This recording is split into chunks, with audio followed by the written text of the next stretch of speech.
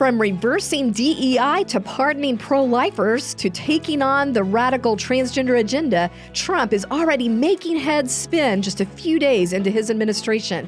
But sadly, we seem to be going the opposite direction here in our Virginia capital, thanks to the leftists who control our General Assembly. We're going to talk about all that today and what you can do about it. From the Family Foundation, I'm your host, Candy Cushman, with our president, Victoria Cobb.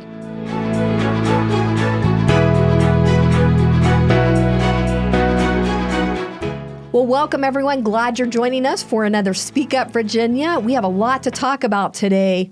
Boy, Trump really is making heads spin over the last week. I mean, what has he not touched so far in reversing all that Biden has done? I know. I heard somebody say, and I thought this was so good. They said, imagine, like this Trump that we're seeing now is the Trump that had to sit and wait for 4 years to get the job done and came in with like twice the vigor.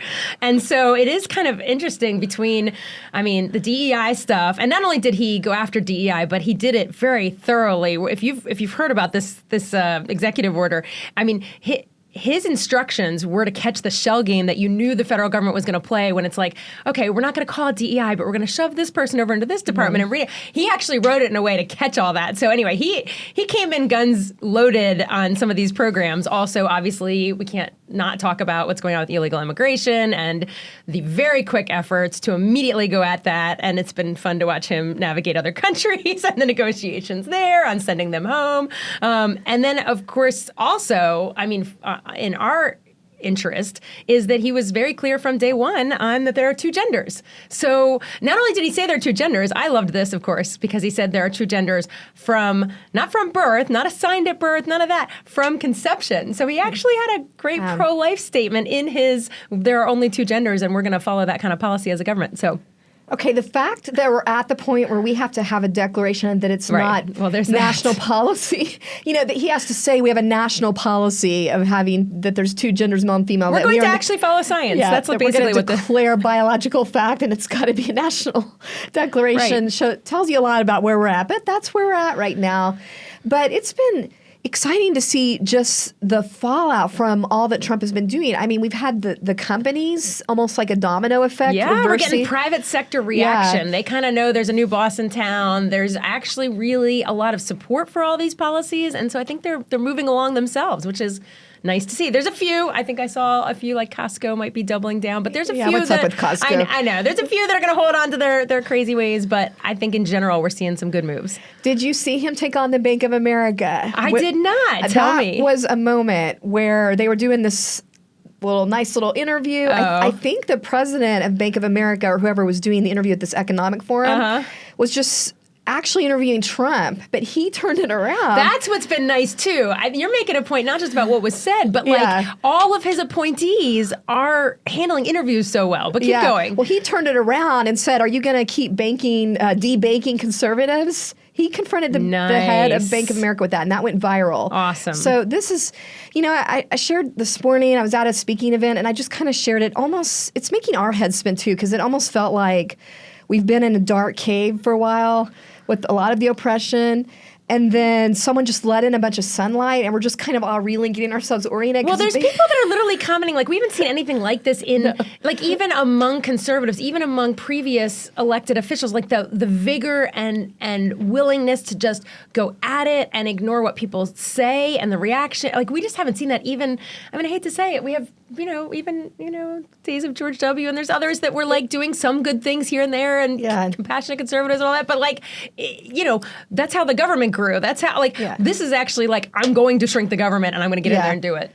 Yeah. And, we never put our faith for salvation in a man or a president. Correct. But he is shaking things up. Yes. Just to mention one other thing here, he pardoned the 23 pro-lifers who were prosecuted by the Biden administration, and that impacted one of our friends at the Family Foundation. Well, there's a Virginian that definitely took the brunt of this, and it was, this group that was praying outside a clinic. This is the thing. These laws are used so wrongly against pro-lifers, and then the penalties for them are so over the top.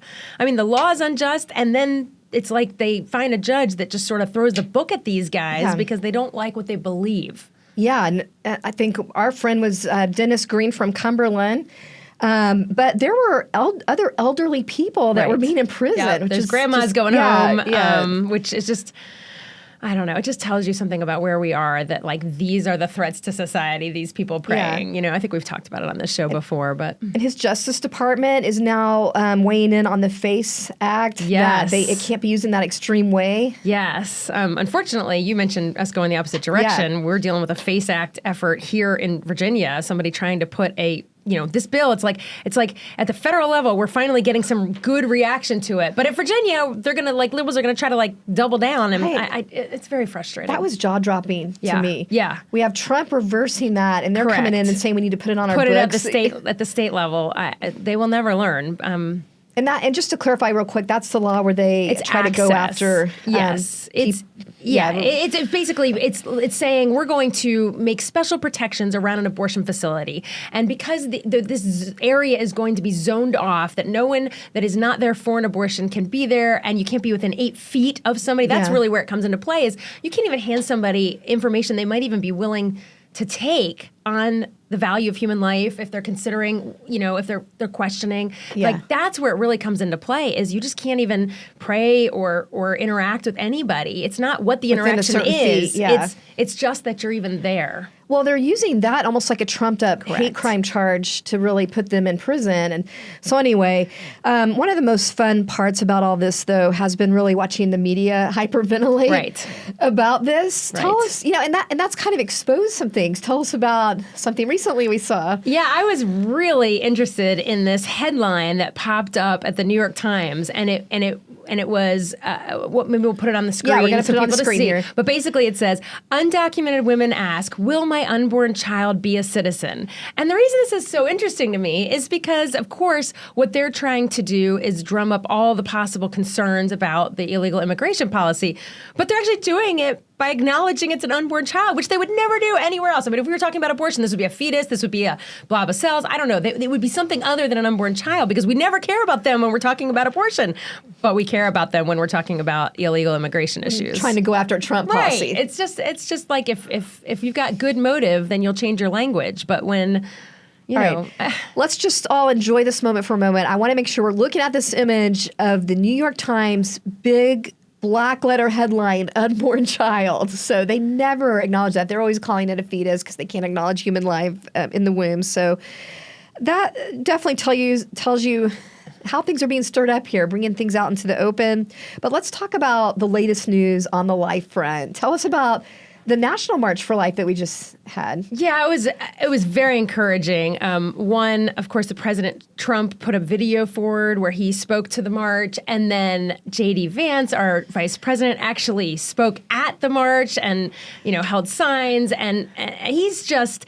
It's funny because he's so much representing fatherhood right now. Like the image at the inauguration with his kids and the little girl with the Band-Aids, and everybody's kind of taken to that. And then he gets to the March for Life and he's like, I just want America to have more babies. Like that is so great. Yeah, and that this would be actually as profitable for America as all of the economics that we're worried about. He made that point as well, that, we're actually reproducing and starting the next generation. Well, anybody that actually looks at the data and looks at the science knows we need to start having babies. That is very actually important for our country, and especially the only thing that's been offsetting, and we've talked about this before, I think, but the only thing that's been offsetting our population decline has been illegal immigration. And so it is really important that as we kind of figure out who's supposed to be in this country and who's not and how to do all that, we need to make sure that we're actually being pro-family, pro-child. Well, let's just listen to the clips real quick of them speaking. We will protect the historic gains we have made and stop the radical Democrat push for a federal right to unlimited abortion on demand up to the moment of birth and even after birth. Think of that, after birth. And some people want that. Can you believe it? We will work to offer a loving hand to new mothers and young families, and we will support adoption and foster care. We will protect women and vulnerable children. Under my leadership, a reformed Department of Justice will finally investigate the radical left attacks on churches and crisis pregnancy centers. We need a culture that celebrates life at all stages, one that recognizes and truly believes that the benchmark of national success is not our GDP number or our stock market, but whether people feel that they can raise thriving and healthy families in our country.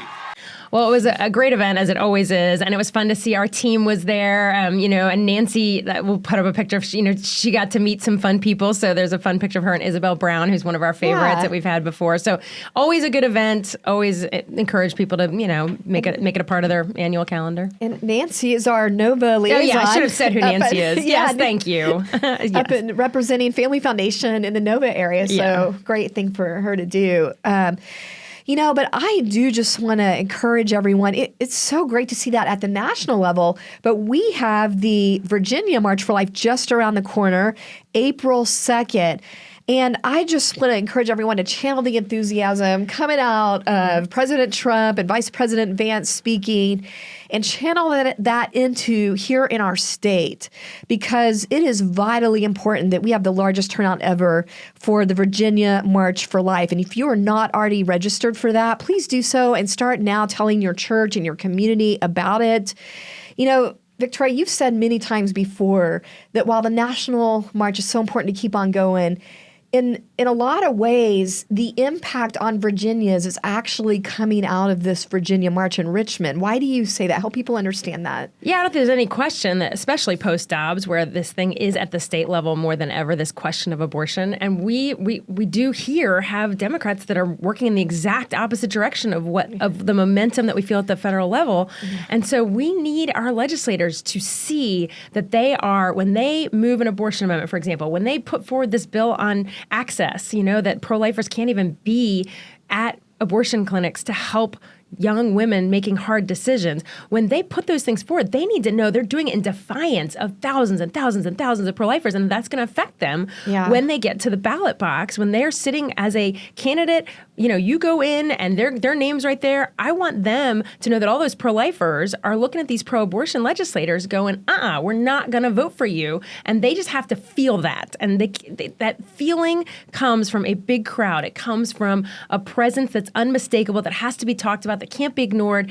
That's what we're really about. And we do try to provide a better date for y'all. So, it's a little warmer in April. So April 2nd. If you're just still de-thawing from the National March, you got plenty of time to thaw off and come to ours in April. But it really, and this year, I think, I can't say it more than ever, and it feels like every year it ramps up, but that is the truth, because we have liberals in office that are pushing things like the abortion amendment. And this march is going to impact things happening where you live, because we've talked about before, we have 5 more abortion clinics that have opened and 103% increase in abortions here in Virginia. So it's going to have a direct impact on you and your neighborhoods.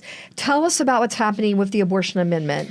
Yeah, so it has passed both separately, the House and the Senate. So it is now sort of teed up for coming back next year. And so what has to happen is, in the interim, we're going to have an election and pray that Virginia picks a pro-life House of Delegates. Otherwise, we look at the same language next year, which is terrible language, because we did try some amendments. The Senate did a great job putting forward amendments both on parental consent, saying, look, if we're going to have this thing, we already have in law parental consent, let's not have this override parental consent.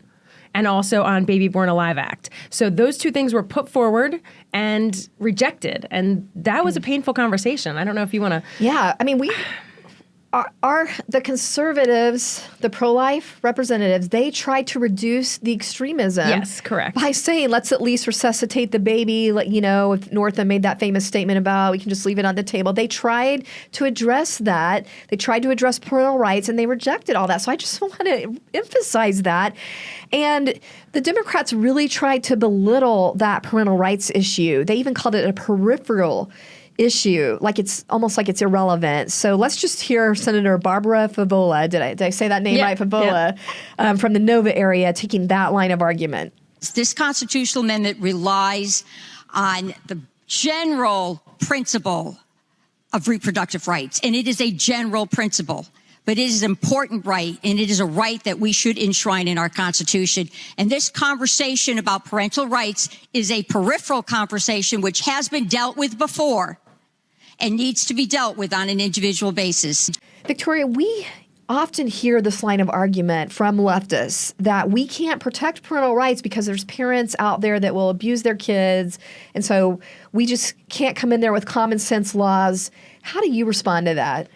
This is the thing. When the liberals want to block parental consent, they find the most extreme example. This is not to say it doesn't exist. It's to say that we make public policy for the masses, and we make caveats. We make ways that when there are these one-off situations, they can be handled, which is why, technically, that's why our parental consent law does have a judicial bypass, it's supposed to only be for the girl who is in an abusive situation, who can't go to their parent. That's supposed to be the only use of judicial bypass. It has been deeply abused for all sorts of other ways of getting around parental consent. But again, they bring this up as if it can't be handled in an amendment in the way that we address it. It's handled in our law now, although abused. It is in our law. And so it's just very frustrating. And what we really see is them trying to take the one off to defeat the entire line of parental consent. They don't want parental rights upheld, period. And so they take these things and they use them as wedges to not allow any consent. We see this, with all of our parental rights issues. It's the abusive parent, and that's why we can't have, parents saying what should or should not be appropriate in a library or in a classroom. Or this is what they always do. And again, every time they bring up the abusive parent, let's remember, we have CPS. We have ways. If a child is under abuse, it's not just in this situation. That needs to be addressed quickly and well by the state. And we have all sorts of laws around that. Yeah. And we see the opposite happening where these young girls are compelled to have an abortion against their will by a boyfriend or even a parent. So, coerced abortion is very real, and it is not typically the parent. Yeah. But they don't want to talk about the other kind of coerced abortion. They never talk about the sex trafficked abortion. They never. It's amazing what gets brought up and what gets ignored. Yeah. Well, if you want to have access to the information we're sharing about this, because we've talked before about how the wording in this abortion amendment does circumvent parental rights. It really trumps parental rights because it has this overly broad wording. And I won't go into all that here, but if you want to go to our website, familyfoundation.org, you'll see our Stop Unlimited Abortion banner where we have that all spelled out. And you'll also see a timeline on there where we explain what's going on here. So they've got to pass it one time through a General Assembly, intervening election, same exact language has got to go through again. And then if it did get through again, it would go to the ballot. So we explained that whole timeline, and they've taken the first step. And I just want to remind people the governor cannot intervene. That's the one thing I just feel like I always have to say, because we've gotten kind of used to, thank heavens, our governor blocking bad bills. But unfortunately in this one, he can't do that. All right, real quick, tell us about the marriage amendment stuff. More bad news. Yeah. We got to find some. Well, I guess we started with some positive federal stuff. We did. All right. So on the marriage amendment, if you'll recall, the marriage amendment, what they're trying to do is remove from our Constitution the statement that we have in there that marriage is between a man and a woman. And of course, that's not in play right now because of a U.S. Supreme Court decision, but it is still in our Constitution. They want to remove it and they want to replace it. And unfortunately, what they want to replace it with is not simply same-sex marriage, which is obviously a concern to us, but it is also the fact that they want to put in there separate words that anyone of any sex or gender can get married. And our concern is when you're making a fundamental right, which is what this is, and you're saying that sex and gender are these different things and anybody of any kind, we're deeply concerned about the transgender effect of what does that mean? Are we giving rights by are we creating transgenderism in the fundamental rights section of our Constitution? And what does that mean for girls in bathrooms, girls in, having their own sports, all of those things. So that's the deal. Well, it was disappointing to see that some Republicans crossed the line and went over and helped put this through. Particularly, I'll mention Republicans like Senator Danny Diggs and Senator Tara Durant. Very disappointing. Do you have anything to say about that? Yeah, we're devastated. I mean, I'm not going to say it any other way. We're really disappointed. And I think there are a lot of, I cannot speak to the motivations of these two. But what I can say is that there's this temptation that the public polling puts a plus sign on the slightly favorable to same-sex marriage. And so therefore, I think elected officials who want to be where the public is are tempted to go for things like this. And unfortunately, I truly believe that this will be a real blot on their wonderful voting record otherwise. Like, these are folks who typically vote with us on all the things. And so yeah, I'm real disappointed. We can applaud them for many other things this session, but this one was not their best choice. Yeah. All right. Well, shifting gears here, I want to talk about one of the biggest battles happening right now at the Capitol, and that is over this issue of homeschooling freedoms. Bring us up to speed real quick on that. Wow. Well, that is the bill of the session, I think. This is a bill we expected a year ago because we had heard it was coming. We had heard that there's going to be this attack on religious exemptions for homeschoolers. And what that means, there's a lot of ways you can homeschool your kid.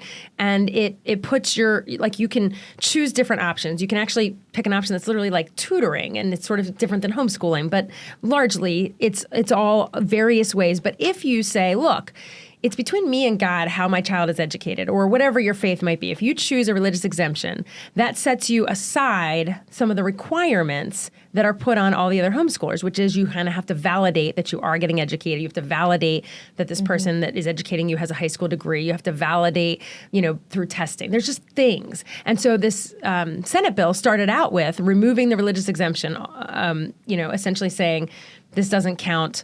And it has been... a couple of rounds of this bill have been put in, so she got some backlash, then tried something else. I mean, it essentially, as it stands at this moment of recording, which could be totally different by just a day from now, or whenever this podcast, depends on when you listen to our podcast. But the bill now really requires that every homeschooler would end up having to be tested, that there really isn't an exemption of any type. And it's been great to see the homeschool community come out and really make their voices heard, but that's what it's going to take.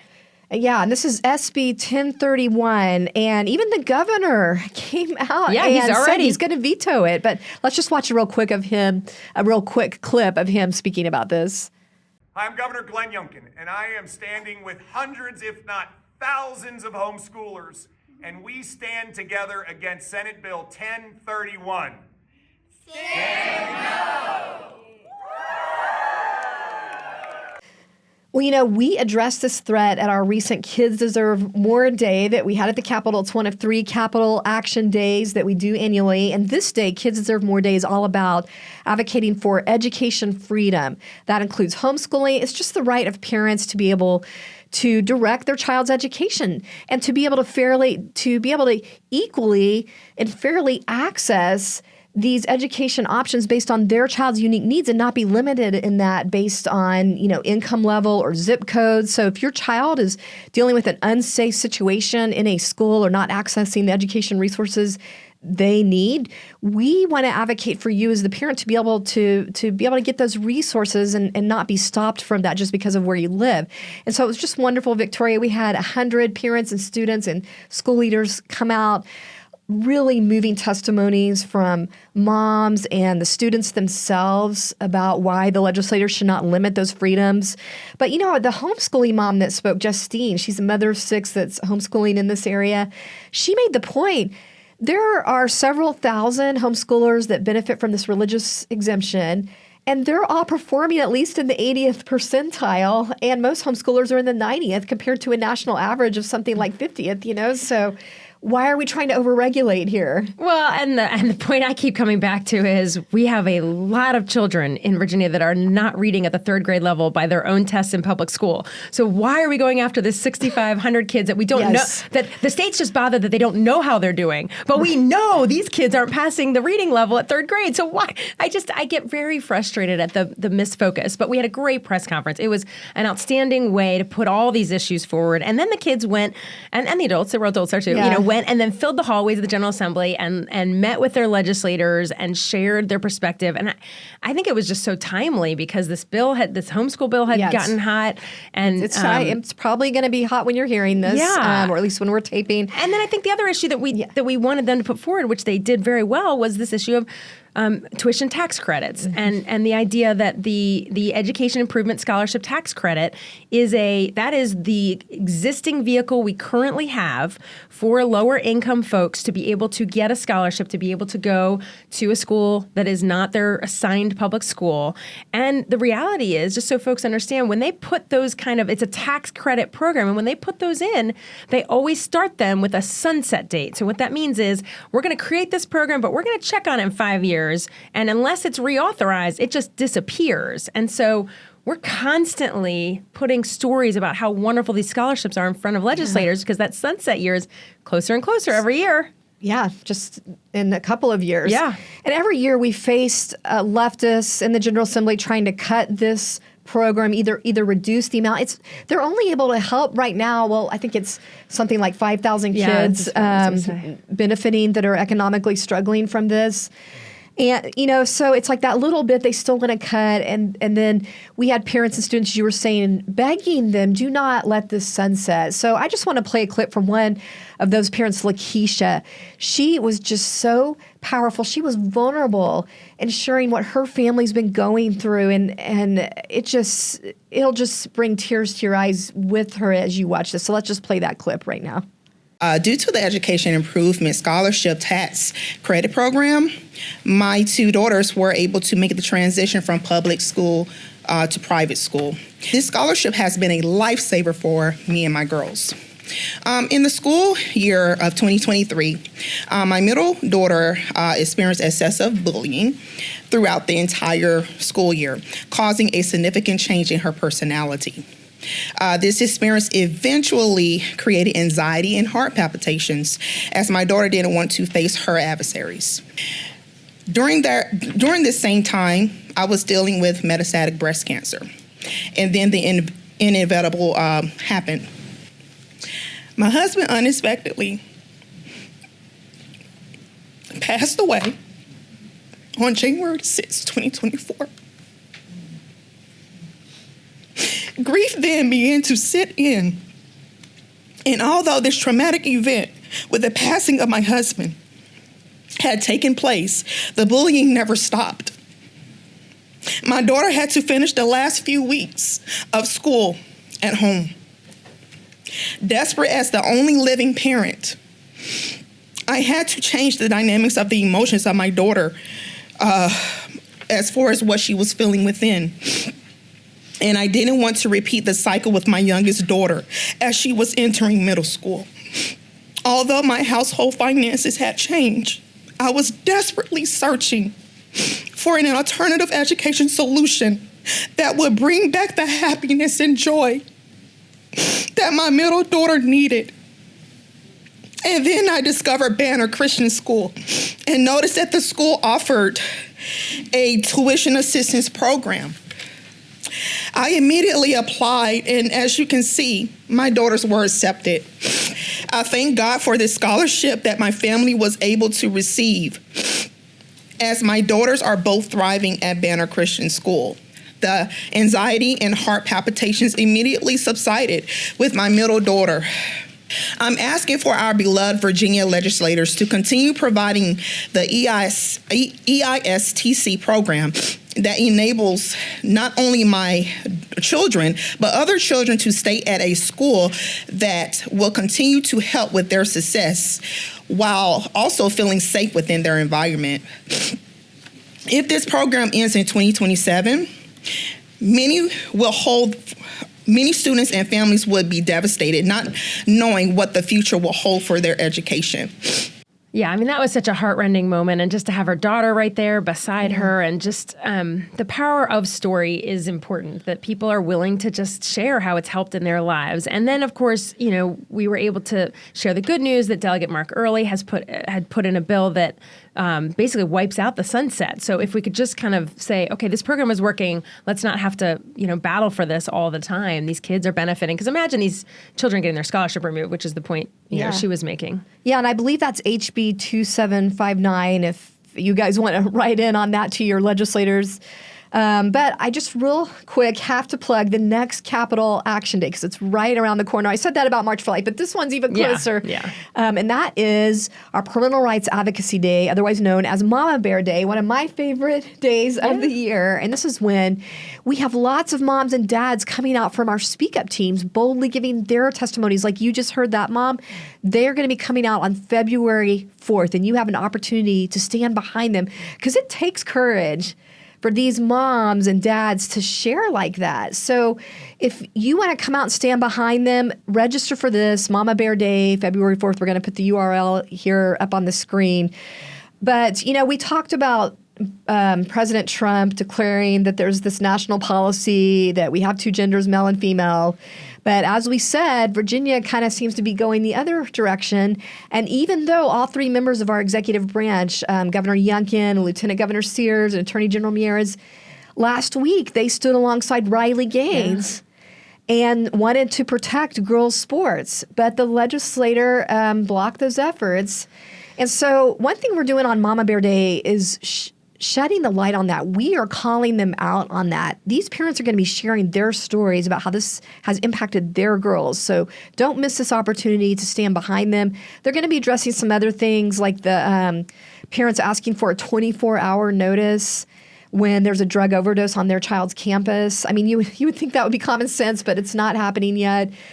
We did get legislation through last year to that effect, but not 24-hour notice. So they're coming back to ask for that. And also, I think social media will probably be an issue with parental consent.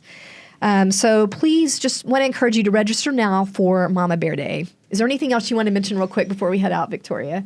I shouldn't because we have very little time, but I do want to mention that we have a debanking bill too. I just think it's worth mentioning. You know, people get canceled all the time, and banks have canceled conservatives or religious people. We knew this of Ambassador Brownback's organization. Yeah. Anyway, this bill, this effort to say, no, a bank cannot make decisions on someone's faith and say, I'm not going to be your financial institution. That bill is also moving forward, and that is a Senator Sturtevant bill, and it's going through Commerce. So who knows where it'll be by the time you hear this, but that's another one to pay attention to. That's why I just think getting our email alerts is so important. I'm just going to put a plug in there because these things move fast. And, you know, whether I can spit out a bill number sitting here on a podcast, but you get them when you get our email alerts. So I just encourage folks, you just go on our website, you'll see that pop up and be able to grab, just put your email address in, and then you're going to get the real current info. Yeah, and you'll get text alerts when you can just tune in and watch a debate like on the abortion amendment or the marriage stuff. We're able to alert our folks that you can tune in and watch right now. So make sure you do that, sign up for alerts. All right. Well, thank you for joining us today. Don't forget to share our Speak Up playlist so that other people can find out what's going on. And if you're listening on Spotify or Apple, make sure and give us that 5-star review if you like what we're hearing, because that helps escalate the content for more people to hear about it. And remember, we are stronger when we speak together. We'll see you next time.